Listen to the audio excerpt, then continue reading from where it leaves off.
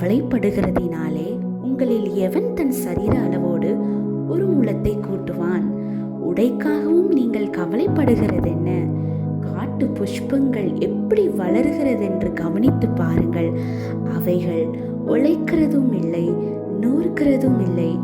அற்ப விசுவாசிகளே, இன்றைக்கு இருந்து நாளைக்கு அடுப்பிலே போடப்படும் காட்டு புல்லுக்கு தேவன் இவ்விதமாக உடுத்துவித்தால் உங்களுக்கு உடுத்துவிப்பது அதிக நிச்சயம் அல்லவா?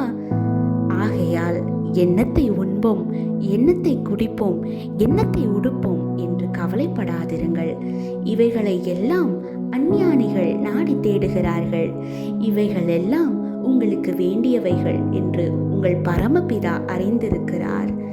முதலாவது தேவனுடைய ராஜ்யத்தையும் அவருடைய நீதியையும் தேடுங்கள், அப்பொழுது இவைகள் எல்லாம் உங்களுக்கு கூட கொடுக்கப்படும். ஆகையால் நாளைக்காக கவலைப்படாதிருங்கள். நாளைய தினம் தன்னுடையவைகளுக்காக கவலைப்படும். அந்தந்த நாளுக்கு அதினதின் பாடுகள் போதும். மத்தேயு 6ஆம் அதிகாரம் 27ஆம் வசனம் முதல் 34ஆம் வசனம் வரை. நாம் நிர்மூலமாகாதிருக்கிறது கர்த்தருடைய கிருபையே. அவருடைய இரக்கங்களுக்கு முடிவில்லை. அவைகள் காலைதோறும் புதியவைகள். உமது உண்மை பெரியதாயிருக்கிறது. புலம்பல் 3:22-23. சமாதானத்தோட படுத்துக்கொண்டு நித்திரை செய்வேன். கர்த்தாவே, நீர் ஒருவரே என்னை சுகமாய் தங்க பண்ணுகிறீர்.